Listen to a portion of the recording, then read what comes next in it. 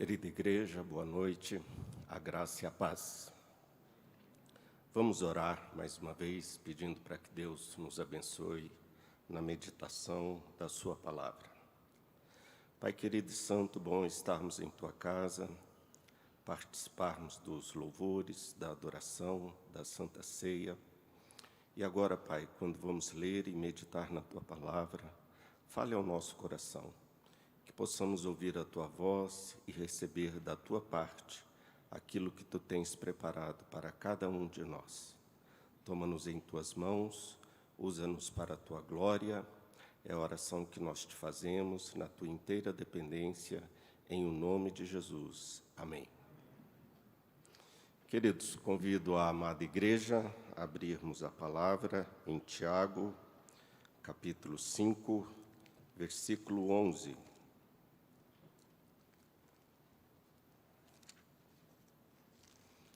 Tiago, capítulo 5, versículo 11. Está também projetado. Vamos ler a uma só voz, juntos. Eis que temos por felizes os que perseveraram firmes. Tendes ouvido da paciência de Jó e vistes que fim o Senhor lhe deu. Porque o Senhor é cheio de terna misericórdia e compassivo. Palavra do Senhor aos nossos corações nesta noite.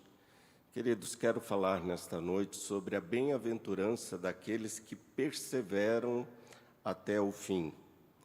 Nós estamos vivendo num tempo de pandemia, estamos vivendo num tempo de muita dor, de muito sofrimento. Muitas vidas têm sido marcadas por lágrimas, algumas por desespero, outros por dramas existenciais, diante desse momento sui generis que estamos vivenciando na história. A Bíblia tem muito a nos dizer sobre o sofrimento e sobre a dor, e também sobre a dor dos inocentes, a dor dos justos. A Bíblia tem uma palavra àqueles que sofrem. O nosso contexto do livro de Tiago, da carta de Tiago, nos fala sobre paciência e perseverança. Só do versículo 7 até o verso 11, que é a seção completa do nosso texto, nós temos a palavra aqui repetida 5 vezes e sendo usada intercambialmente, ou seja, ou paciência ou perseverança, mas como sendo palavras sinônimas. E é sempre um consolo, irmãos. Como diz um famoso comentarista, William Barclay, é sempre um consolo quando nós ficamos sabendo de pessoas que passaram pelos mesmos sofrimentos que nós passamos e alguns por sofrimentos piores ainda do que os sofrimentos que nós passamos, e saíram desta situação vitoriosos. A palavra aqui para perseverança ou paciência, no caso a paciência de Jó, é a mesma palavrinha que vai aparecer lá em Gálatas 5:22 para longanimidade. Ou seja, é aquela condição que nós temos de resiliência, de nos mantermos firmes e fortes, mesmo em meio aos vendavais desta vida. E ali em Gálatas 5:22, nós vemos a paciência ou a longanimidade como sendo um fruto do Espírito Santo de Deus. Portanto, não é uma qualidade inata do ser humano ele ser paciente. É uma qualidade que Deus nos dá.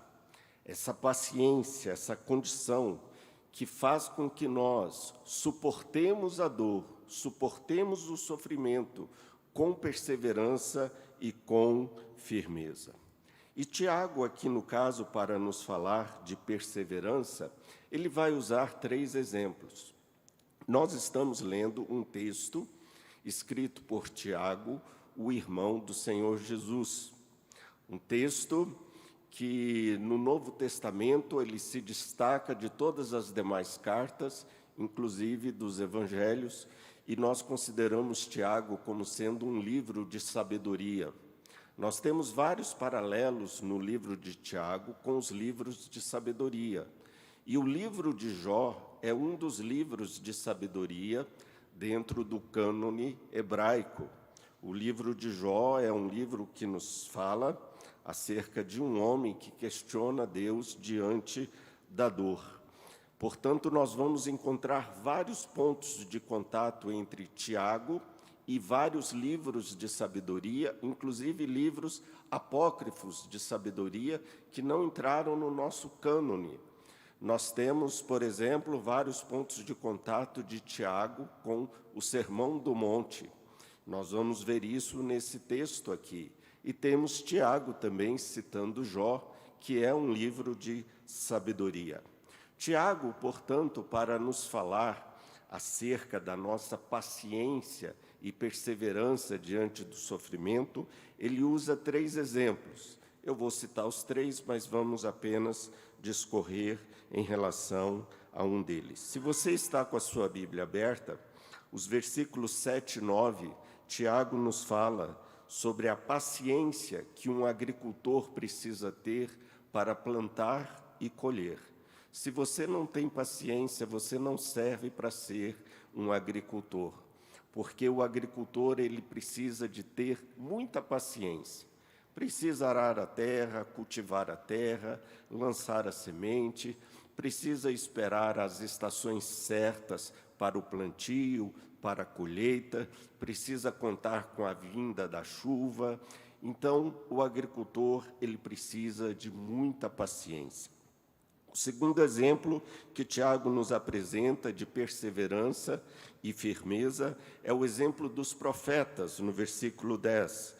Os profetas que sofreram por amor a Cristo e suportaram com firmeza, com paciência, todo o sofrimento que eles passaram por amor a Cristo. E agora o nosso terceiro exemplo, sobre o qual nós vamos nos deter, o exemplo de Jó, que temos aqui no versículo 11, aonde nós lemos: eis que temos por felizes os que perseveraram firmes. Vocês têm ouvido da paciência de Jó e vistes o fim que o Senhor lhe deu, porque o Senhor é cheio ou rico de terna misericórdia e compassivo. Jó foi alguém perseverante em meio ao sofrimento, em meio à dor. Ele permaneceu firme até o fim. Impressionante, quantos não sucumbiriam mediante todo o sofrimento pelo qual Jó passou e não teriam jogado a toalha. Tiago está nos dizendo: eis que nós temos por felizes os que perseveraram firmes. A expressão felizes aqui talvez não seja a melhor tradução para a língua portuguesa da palavra que aqui é usada.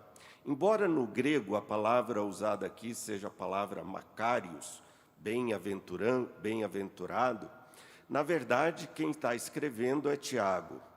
E Tiago, ao escrever o que ele escreveu na língua grega, ele era judeu e pensava como judeu. Com certeza, o que Tiago tem aqui em mente é o que é um bem-aventurado, conforme nós temos no Antigo Testamento e conforme Jesus, inclusive, falou no Sermão do Monte, o Sermão das Bem-aventuranças. A palavra hebraica para bem-aventurado é a palavra yeshere. Yeshere não diz respeito à felicidade. Literalmente, a palavra feliz diz respeito a algo externo, a algo que nós sentimos devido a determinadas circunstâncias. É algo muito objetivo. Só que aqui, no caso, a bem-aventurança que o texto está nos dizendo não diz respeito a esta felicidade, porque o bem-aventurado é alguém que não depende de circunstâncias favoráveis para que ele seja considerado, de fato, um bem-aventurado. Aqui a felicidade ou o estado de você se sentir muito bem, mesmo em meio a uma pandemia como essa que nós estamos enfrentando, mesmo em meio a dores e a aflições, você consegue permanecer em paz consigo mesmo e com o próprio Deus. Alguns, portanto, relacionam Esherê, ou a bem-aventurança, com a palavra Shalom.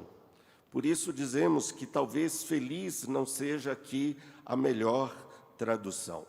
Temos aqui já um eco do antigo, do Sermão do Monte, onde feliz não é algo externo, mas o bem-aventurado ali no Sermão do Monte, o Macários, é algo interno, é uma paz interior, é o shalom de Deus, é aquele shalom de um servo que foi encontrado por Deus fiel.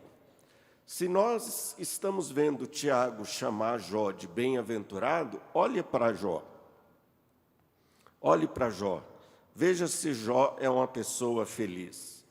Quando a gente começa a ler Jó, a gente só vê lágrimas. Nós só vemos dor, nós só vemos aflição. Nós não vemos Jó rindo. Nós não vemos Jó em uma situação confortável. Jó maldiz o dia em que ele nasceu. Maldito seja o dia do meu nascimento e a mulher que me pariu. Jó amaldiçoou o dia do seu nascimento. Jó abomina os seus amigos. Jó questiona os seus sofrimentos diante dos seus amigos e diante do próprio Deus. Mas, não obstante este quadro, um tanto quanto difícil, um tanto quanto sofrível, nós vemos aqui Jó com a sua fé firme e inabalável. Jesus disse, irmãos, que nós seríamos bem-aventurados por causa da justiça. Aqueles que sofrem pacientemente sob circunstâncias adversas e saem vitoriosos. Esses são os considerados bem-aventurados. Não são aqueles que desmaiam em meio às dificuldades, mas são aqueles que resistem na prova até o final. Como diz Tiago, aqueles que permanecem firmes. Tiago usa aqui o exemplo de Jó, como um homem bem-aventurado, alguém que com paciência suportou o sofrimento, suportou palavras duras da sua própria esposa, suportou palavras duras dos seus amigos, alguém que experimentou, não obstante a todo esse sofrimento, a bem-aventurança. Não sei se vocês já perceberam, mas Tiago é o único livro do Novo Testamento que cita Jó. Não é à toa que os eruditos chamam Tiago de o Provérbios do Novo Testamento. Jó é um exemplo vivo de alguém que persevera firme em meio ao sofrimento. Primeiro, sofrer não quer dizer que estamos em pecado. Quando lemos o livro de Jó, logo no início nós vemos que Jó era um homem justo, um homem íntegro, sincero, reto, se desviava do mal e obteve testemunho do próprio Deus em relação à sua retidão e à sua integridade. Jó não sofreu porque ele fazia alguma coisa errada, porque ele era um homem mau. Não, Jó sofreu porque ele era um homem bom. E Deus estava colocando em xeque aquele sentimento de autojustiça que Jó tinha. Todavia, com a própria permissão de Deus, Jó foi provado. E ele sofreu, irmãos, sofreu. A desgraça foi total, a desgraça foi grande.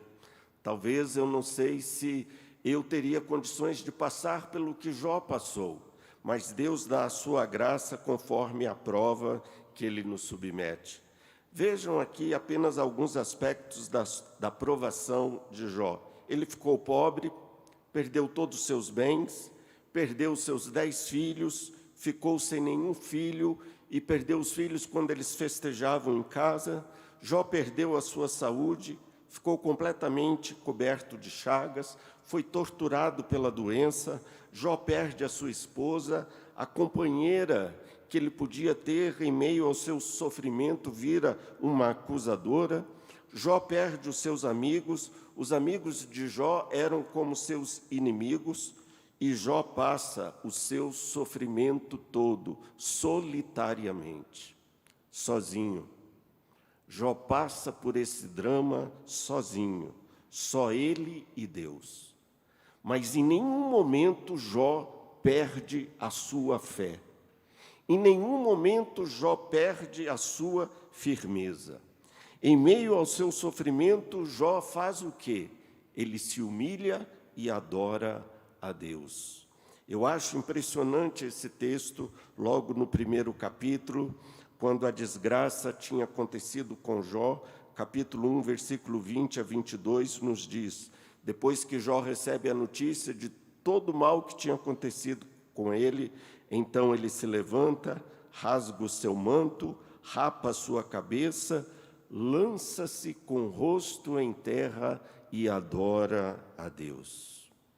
Jó adora a Deus em meio ao seu sofrimento. E ele diz: nu saí do ventre de minha mãe e nu voltarei. O Senhor o deu, o Senhor o tomou, bendito seja o nome do Senhor. E nos diz o verso 22, em tudo isso Jó não pecou, nem atribuiu a Deus falta alguma. Geralmente, em meio ao sofrimento, nós perguntamos: aonde está Deus que não está me vendo passar por este sofrimento? O Salmo 116, versículo 10, um dos salmos que era cantado e recitado durante a ceia, um salmo que faz parte do Halel, o Salmo 116, verso 10, o salmista nos diz: eu cria, ainda que disse, estive sobremodo aflito. É fácil crer quando tudo vai bem. É fácil nós mantermos a nossa fé quando as circunstâncias são favoráveis. Mas o salmista diz: eu cria, ainda que disse, estive sobremodo aflito. E o pastor Eugene Peterson, na sua tradução da Bíblia, a Mensagem, ele traduz essa passagem da seguinte forma: eu me mantive fiel, apesar de atormentado com uma tonelada de má sorte. Será que nós nos manteríamos fiéis, atormentados com uma tonelada de má sorte? Jó simplesmente se lança com o rosto em terra e adora a Deus em meio ao sofrimento. O salmista tem fé, ainda que em meio à aflição. E Jó? Se você ler Jó 13, 15, veja a fé de Jó. Jó diz assim: embora Deus me mate, ainda assim esperarei nele. Embora Deus me mate, ainda assim esperarei nele. Notem que a fé de Jó não é uma fé passiva, é uma fé ativa. Irmãos, Jó não era um mármore inerte, sem vida. Jó tinha sentimentos, Jó sentia dor, Jó estava sofrendo. Jó discute com seus amigos a dor pela qual ele está passando. Jó discute a sua dor com a sua esposa. Jó discute a sua dor com Deus. Jó questiona diante de Deus a sua situação. Jó desafia Deus. Veja que Jó, diante do sofrimento, ele não é passivo. Mas diante de tudo isso, a sua fé nunca se apagou do seu coração. Jó se manteve firme, foi paciente, perseverante em meio ao sofrimento. Com isso, ele foi recompensado por Deus. Foi considerado entre aqueles que são chamados de bem-aventurados, felizes. Não simplesmente o ser feliz como nós entendemos em português, mas alguém que, depois de ter passado pelas provas que ele passou, foi galardoado por Deus, depois de ser provado e aprovado. Veja o que acontece com Jó no final desse sofrimento todo. Na vida espiritual, Deus lhe restaura a condição de sacerdote que ele tivera antes. Na vida material, Deus lhe devolve tudo o que ele tinha em dobro. Na vida doméstica e social, Deus lhe dá outros 10 filhos e fez os seus parentes voltarem novamente ao seu convívio, inclusive trazendo presentes caros para ele. Jó recebe da parte de Deus longevidade. Ele vai viver ainda mais de 100 anos. Deus concede a Jó uma vida longa, que ele pudesse então desfrutar de todo esse galardão que Deus estava dando a ele, junto à sua família. Jó 42, verso 16 e 17, então, nós lemos: depois disto, viveu Jó 140 anos, e viu a seus filhos, e aos filhos de seus filhos, até a 4ª geração. Então morreu Jó, velho e farto de dias.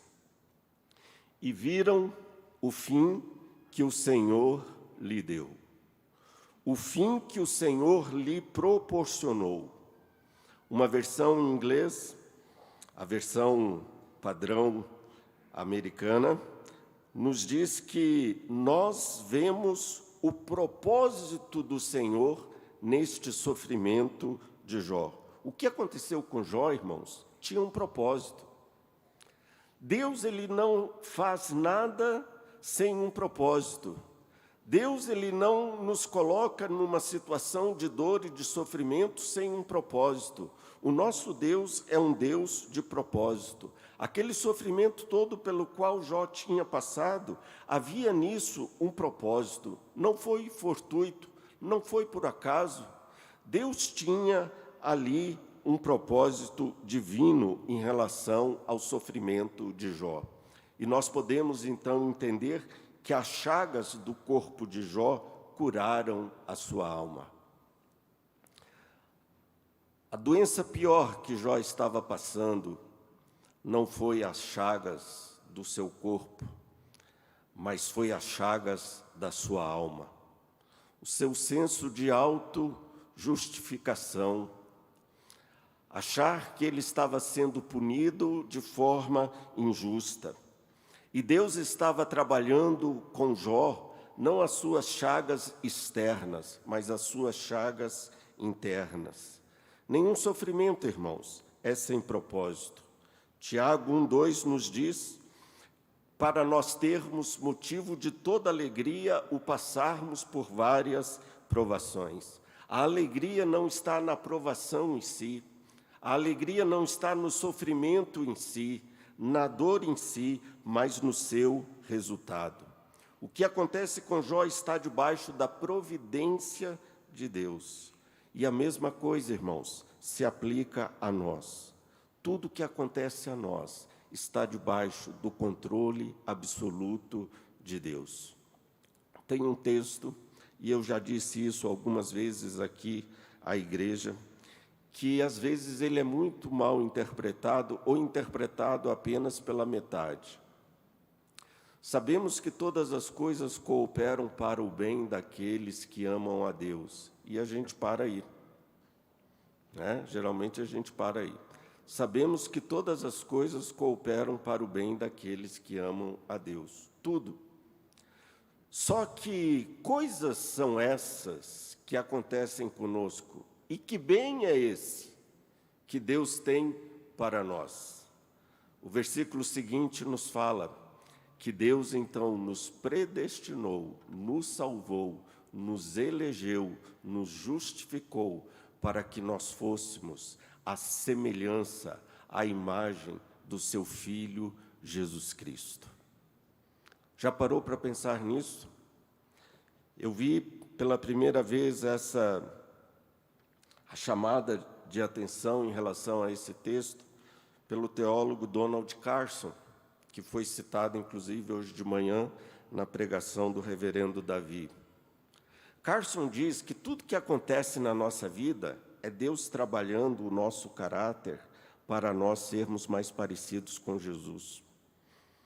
Todas as coisas acontecem na nossa vida para o nosso bem, a fim de que, por meio de tudo que acontece na nossa vida, nós possamos nos parecer mais com Cristo. É Deus trabalhando o nosso caráter, é Deus amassando o barro, é Deus nos moldando.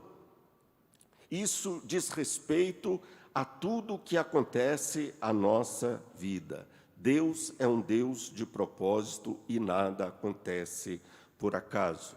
E o texto termina, e ele fala por quê? Concluindo, diante de tudo isso, nós podemos concluir o quê? Porque o Senhor é cheio de terna misericórdia e compassivo. Depois de falar da nossa firmeza, da nossa posição de suportarmos o sofrimento de forma firmes, ele então conclui, porque o Senhor é rico em misericórdia e compassivo. A palavra misericórdia, vocês sabem muito bem, é uma palavra composta de duas outras palavras, uma latina e uma grega.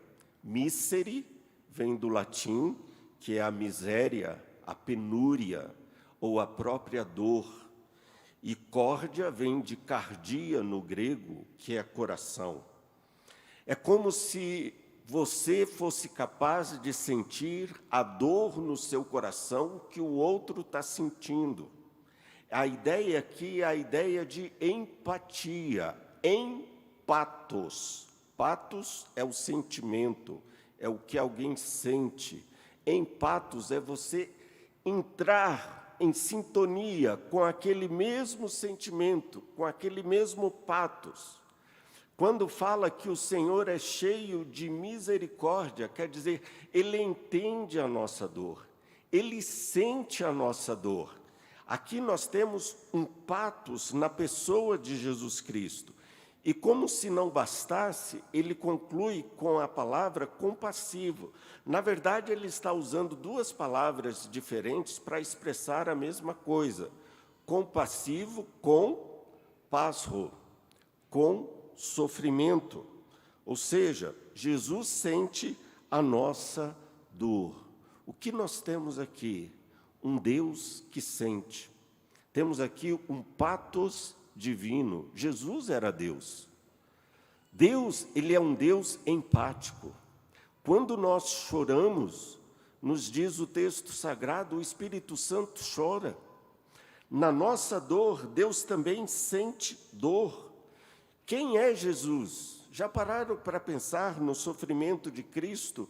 Hoje, conforme o reverendo Navarrete nos falou, temos aqui a encenação do Calvário. Jesus ali naquela cruz, ele estava sofrendo. Quem era Jesus? Jesus era o ferido de Deus que cura. Já parou para pensar em Jesus como sendo o ferido de Deus que cura, que sara? O teólogo Henry Nouwen escreveu um livro muito interessante. Aliás, todos os livros dele são interessantes.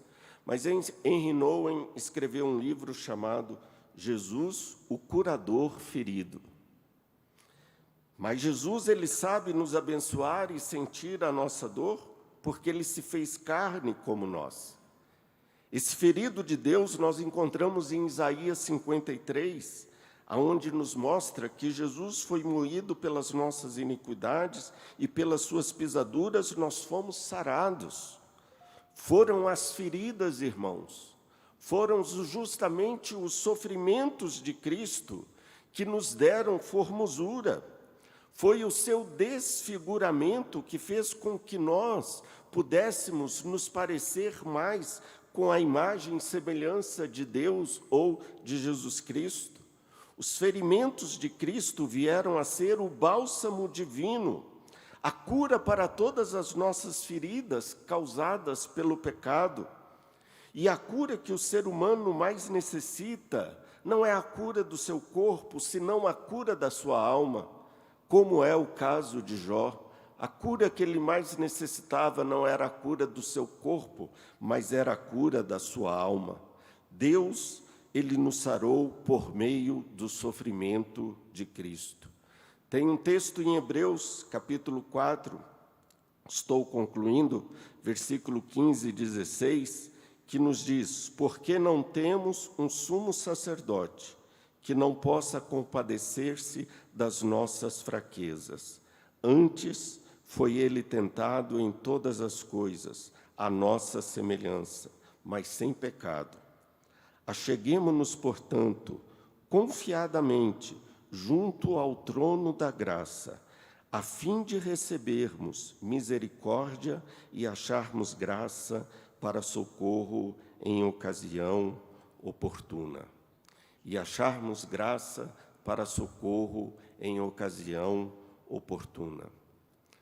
Quero concluir dizendo o seguinte: Jesus é o curador ferido.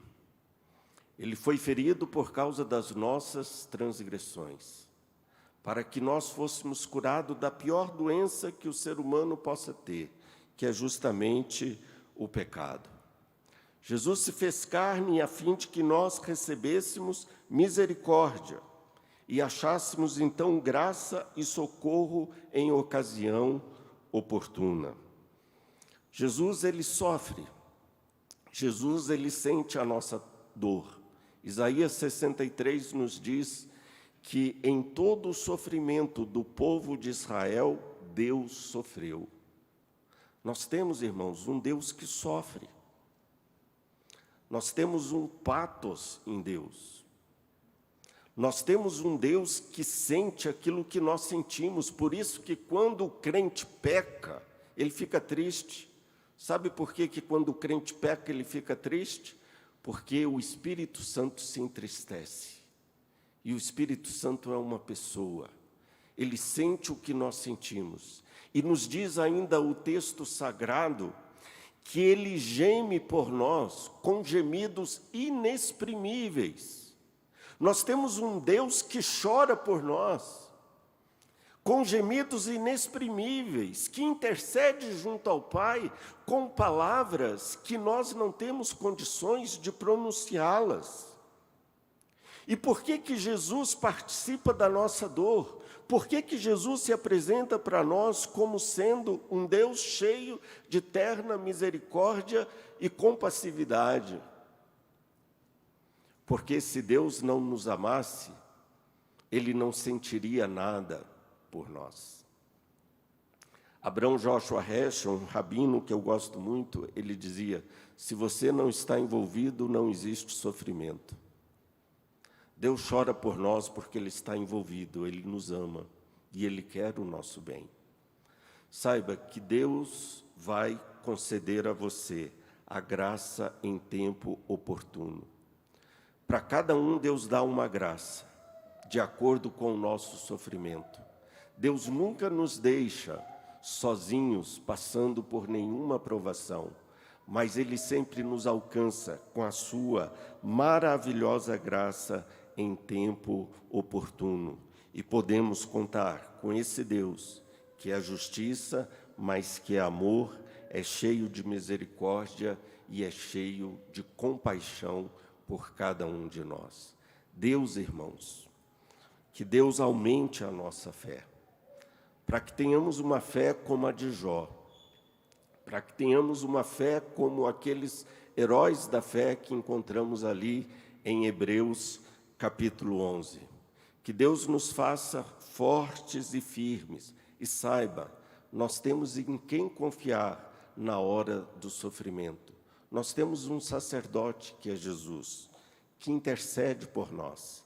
Temos o Espírito Santo de Deus, que intercede por nós com gemidos inexprimíveis. E louvamos a Deus por isso. Nós nunca estamos sós. Bem-aventurados e felizes aqueles que perseveram até o fim.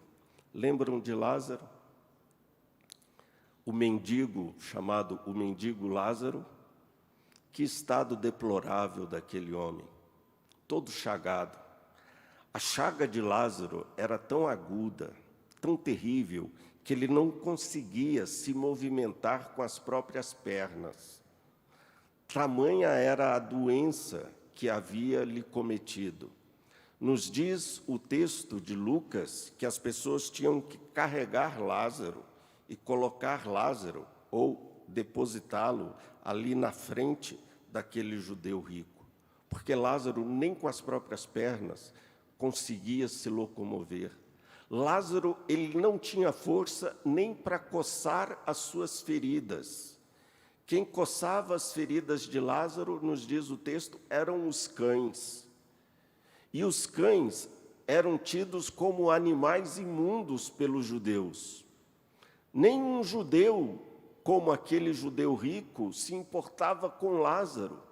E como quem diz, ele está passando por isso por causa dos seus pecados. Deus sabe por que Lázaro está passando por tudo isso. Mas por que eu estou falando de Lázaro? Sabe o que quer dizer a palavra Lázaro? Lázaro quer dizer Deus ajuda. Aí você olha para Lázaro e fala, espera aí, Lázaro, Deus ajuda? Onde é que está Deus ajudando Lázaro? Diante de todo aquele sofrimento, Lázaro pode ter perdido tudo, mas ele não perdeu a sua fé. Quando ele morreu, ele foi recebido no seio de Abraão. Lázaro ficou firme até o fim. Mesmo em meio à sua dor e o seu sofrimento, irmãos, por tão pouco, muitas vezes, nós nos revoltamos contra Deus. Saiba que Deus está olhando e Ele vela por você e por cada um de nós. Vamos orar. Senhor Deus, obrigado, Pai. Nos perdoe a nossa falta de fé, quando muitas vezes, em meio às nossas dores, aos nossos sofrimentos, nós achamos que o Senhor se distanciou de nós. Alguns acham que o Senhor se esqueceu deles, mas sabemos que o Senhor está sempre perto, ao nosso lado, nos ajudando, nos carregando, nos tomando pela mão. Caímos, o Senhor nos ergue, sofremos, o Senhor nos consola. Louvado seja o Senhor. Pai, abençoa a tua igreja. Eu não conheço o coração dos meus irmãos que aqui estão, mas que aqueles que estão passando por algum sofrimento, alguma dor, que o Senhor os console, que o Senhor os abençoe. Tu, Senhor, que és rico em misericórdia e és um Deus compassivo, louvado seja o teu nome. Nós assim oramos em nome de Jesus. Amém. Deus abençoe, irmãos.